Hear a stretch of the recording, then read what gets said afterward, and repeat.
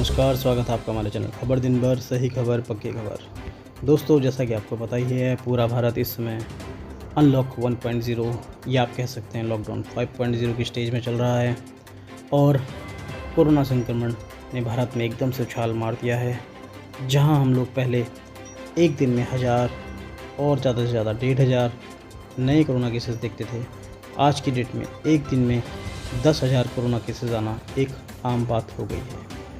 Corona cases की देखें तो नई दिल्ली, महाराष्ट्र, गुजरात, राजस्थान की कोरोना ने लगभग कमर तोड़ दी है। दोस्तों, राज्य सरकारें व भारत सरकार अब लगता है कि कोरोना का संक्रमण रोकने में असफल होती प्रतीत महसूस हो रही है। दोस्तों, इस वीडियो के जरिए हमारा आपसे यही जानकारी लेने का उद्देश्य है।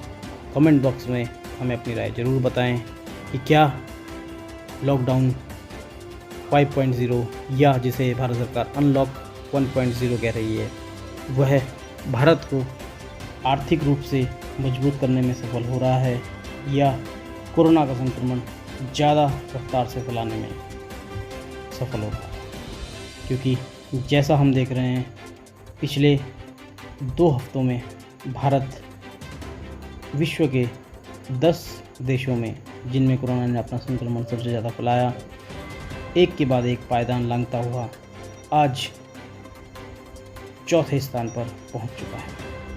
और एक्सपर्ट्स की माने तो बहुत हैरत की बात नहीं होगी कि अगले 1 महीने में भारत यूनाइटेड स्टेट्स को भी पीछे कर दे।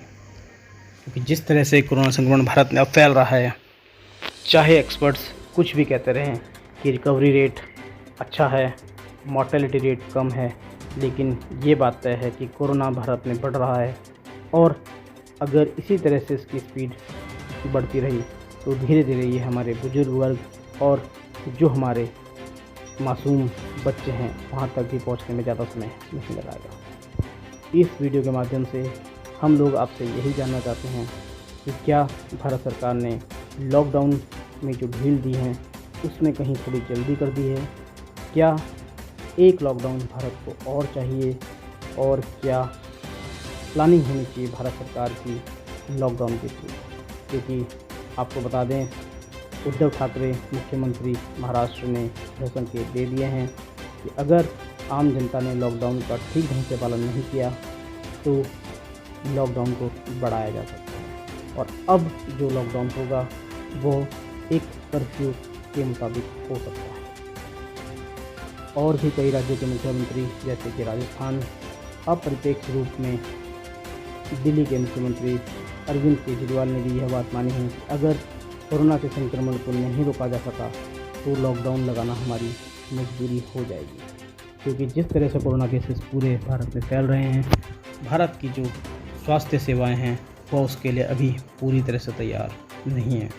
जैसा आंकड़ा भारत सरकार ने शुरू में लगाया था कि अगर हम इस तरह से लॉकडाउन का पालन करेंगे तो कोरोना देश में नहीं फैलेगा, वैसा लगभग शुरुआती दौर में ज़रूर हुआ था। क्योंकि लॉकडाउन का पूरी तरह से पालन किया गया, भारत में संक्रमण बहुत धीरे धीरे फैला, जिसकी वजह से भारतवर्ष में कोरोना का संक्रमण उतना घातक नहीं हुआ जैसा कि और देशों में देखने को मिला। लेकिन जैसे ही लॉकडाउन में छूट दी गई, क्योंकि भारत एक डेंसली पॉपुलेटेड देश है, तो कोरोना का संक्रमण बहुत ज़्यादा बढ़ गया। भारत के कई प्रमुख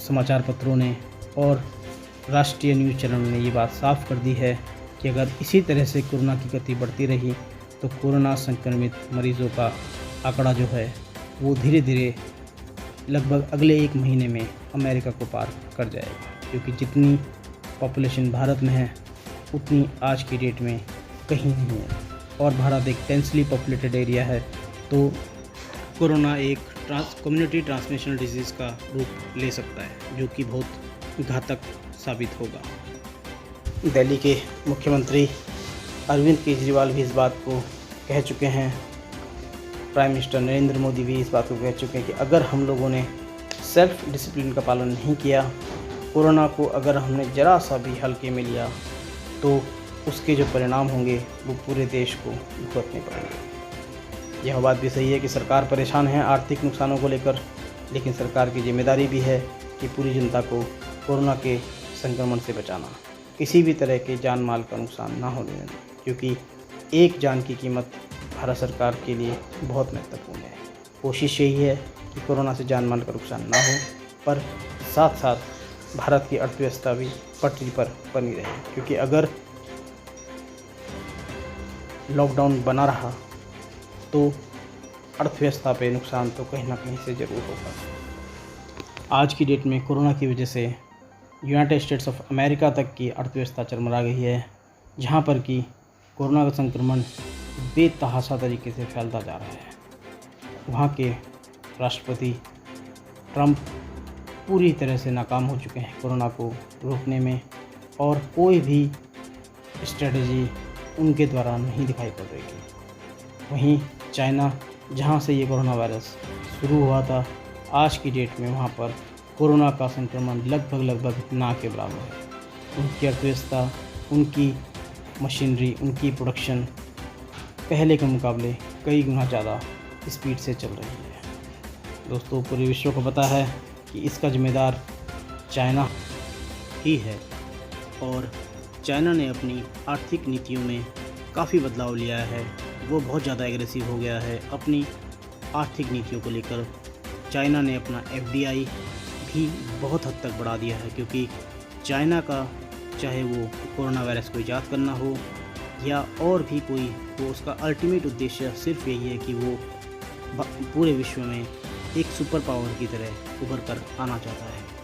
कोरोना वायरस से अभी तक के कयास लगाए जाएँ तो यही सामने आया है कि चाइना का उद्देश्य इससे यही था कि वो अमेरिका की इकनॉमी को पूरी तरह से बर्बाद करना चाहता, और पूरे अमेरिका ने ही यूरोप की इकनॉमी को वो पूरी तरह से बर्बाद कर एक इकोनॉमिक सुपर पावर के रूप में पूरे विश्व में उभर कर सामने आना चाहता था। और अगर समय रहते हमने कोरोना से सामना नहीं किया तो चाइना अपने इस नापाक मंसूबे में बहुत जल्द ही कामयाब हो जाएगा।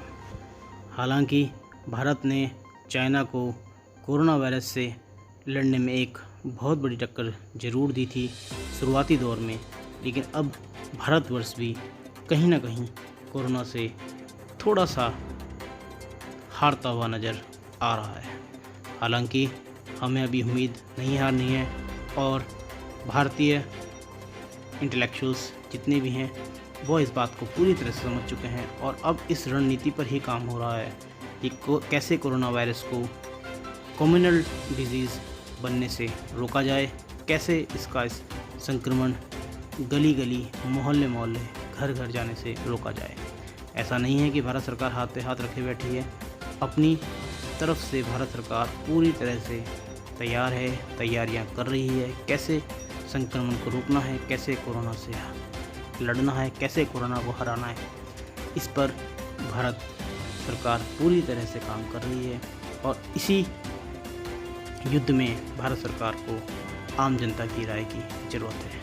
इसीलिए हमारा आपसे बार बार निवेदन है कि आप हमें अपने राय हमारे कमेंट बॉक्स में लिखकर ज़रूर भेजें, ताकि भारत सरकार को कहीं ना कहीं कोई ना कोई निर्णय लेने में ज़रूर आसानी हो। दोस्तों, आपको एक ज़रूरी बात और भी बताने वाली है कि जैसा कि शुरुआती दौर में देखा गया, लॉकडाउन 1.0 जब चालू हुआ भारत में, तो सभी देशों ने, भारत सरकार की अलग अलग राज्यों ने, सब ने मिलकर लॉकडाउन 1.0 का मिलकर साथ दिया। कहीं पर भी किसी भी तरह की पॉलिटिक्स, स्वार्थ व ऐसी बातों का कहीं पर भी किसी भी तरह से कुछ भी देखने को नहीं मिला। लेकिन अब जैसे जैसे कोरोना पुराना होता जा रहा है, जैसे जैसे समय बीतता जा रहा है, अब यह भी देखने को सामने मिल रहा है कि इस टॉपिक पर पॉलिटिक्स भारत में चालू हो चुकी है, जिसका खामियाजा आम जनता को भुगतना पड़ रहा है। स्वास्थ्य सेवाएं, जैसा कि दिल्ली के चीफ मिनिस्टर अरविंद केजरीवाल कह चुके थे कि हमारे पास भरपूर मात्रा में बेड हैं, भरपूर मात्रा में हम लोग तैयार हैं कोरोना से निपटने के लिए। लेकिन उसके अगले 2-4 दिन बाद उनका ही वक्तव्य आया है कि अगर इसी स्पीड से कोरोना बढ़ता रहा तो दिल्ली की स्वास्थ्य सेवाएं कोरोना से निपटने के लिए तैयार नहीं है। दोस्तों, जो आंकड़े अरविंद केजरीवाल जी द्वारा दिए गए थे, अगर इसी स्पीड से कोरोना बढ़ता रहा तो जल्द ही स्वास्थ्य सेवाएं चरमरा जाएंगी और कोरोना से निपटना लगभग असंभव हो जाएगा।